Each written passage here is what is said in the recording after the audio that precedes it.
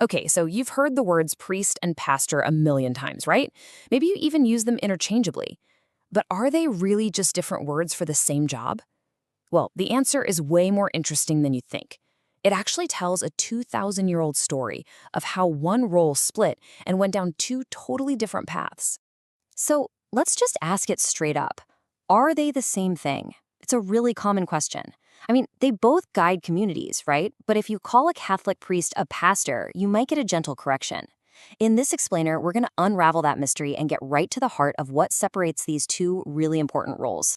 Here's our game plan. First, we'll look at what's in a name. Then we're going to travel back to see their common ground and pinpoint the exact moment history created a huge fork in the road.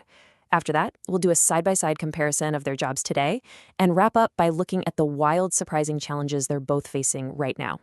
All right, let's dive right in with the titles themselves, priest and pastor. While they're both terms of respect, they are definitely not interchangeable. Each one points to a totally distinct role, and it's rooted in a completely different idea of what a spiritual leader is even supposed to be. And this, right here, is the key. The difference goes so much deeper than just what they do on a Sunday. We're talking about their fundamental identity, how they're trained, what their main purpose is, and even how they understand their own connection to God. This is about a whole lot more than just semantics. So, to really get the difference, we have to jump in our time machine and go way back. Let's look at their ancient roots and common ground. Because, and this might surprise you, these two very distinct roles actually started out as the exact same thing. You know the modern word priest?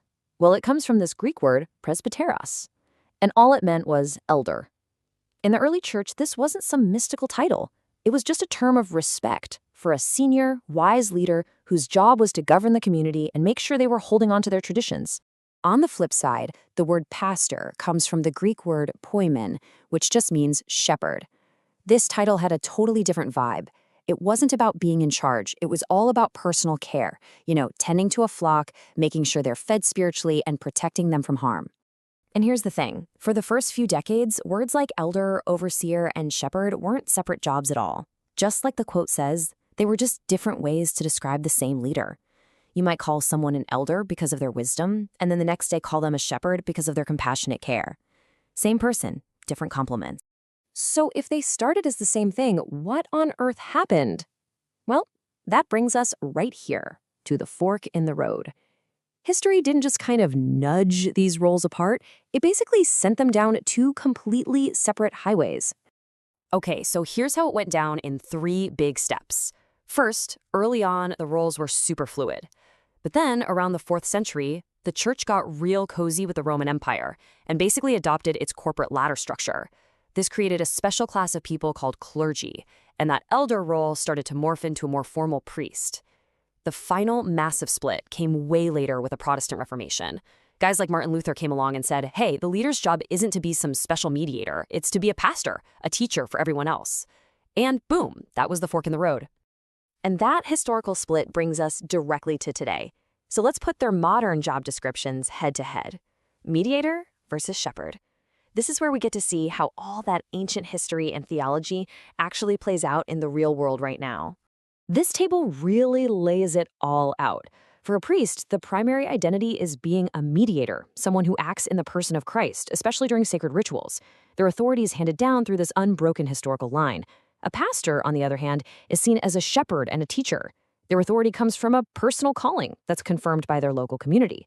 And you can see this in their worship services. For the priest, the absolute center is the Eucharist, or Mass. For the pastor, so in the day-to-day, a priest's work is all about the sacraments. They're seen as this unique spiritual bridge, connecting their people to God through really sacred rituals like the Eucharist and confession. Their role is, at its very core, sacramental. Now, a pastor's list of duties looks pretty different. It's centered on the Word. Their main job is to preach and teach, and the whole goal is to equip the congregation to understand the faith for themselves. Their central job isn't to be a bridge, but to be a guide, a shepherd who leads the flock by explaining and applying Scripture. So you could boil it all down to this. The priest, a consecrated mediator who helps people have a sacramental encounter with God, and the pastor, a gifted shepherd who guides the community by teaching the Word. 2 really different jobs that grew from the very same root. Okay, so that's the history and the theology, but how do these ancient roles actually work today? In our last section, let's look at the 21st century leader, because both priests and pastors are being seriously reshaped by some major modern challenges. One of the absolute biggest challenges today is burnout.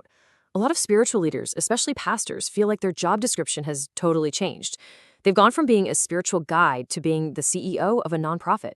They're expected to be the top administrator, the HR department, the marketing director, and yeah, sometimes even the janitor. And this has led to just staggering rates of burnout. And all this pressure has led to a brand new reality, bi-vocational ministry. I mean, just look at this data. Almost half, 47%, of all evangelical pastors in the U.S. now have a second job just to make ends meet. Now, compare that to just 14% of Catholic priests. This isn't just a small change. It's a huge trend that is fundamentally changing what it means to be a pastor in America. And speaking of modern pressures, let's talk technology. We live in an age where a spiritual leader's time is stretched so thin, and AI can write an essay or a song or a legal document in seconds. So here's a question for you. Could an AI preach a sermon? Well, the theological answer to that is a pretty firm no, and here's why. A real sermon isn't just a good speech or well-organized information. It's believed to be a message from God that has to be lived and internalized by the preacher first. That personal transformation has to happen in the speaker before it can happen in the listener. And that's a spiritual journey of prayer and experience that, well, an algorithm just can't do. It's why you hear people say things like this, that a sermon isn't just words, it becomes an event. It's seen as this spiritual encounter between God, the speaker, and the people listening. It's a moment where believers would say the divine really brings the words to life. So we end up right back where we started, from one single origin, the simple elder of the early church. History has given us two incredibly distinct roles, two totally different ways of approaching faith, authority, and what it means to connect with the divine. So I'll leave you with this final thought to chew on. As our world keeps getting reshaped by technology and new social pressures, what is that timeless, deep human need for guidance, for meaning, that both the priest and the pastor, in their own unique ways, still exist to fill? Don't forget to like and subscribe for more How Meets History.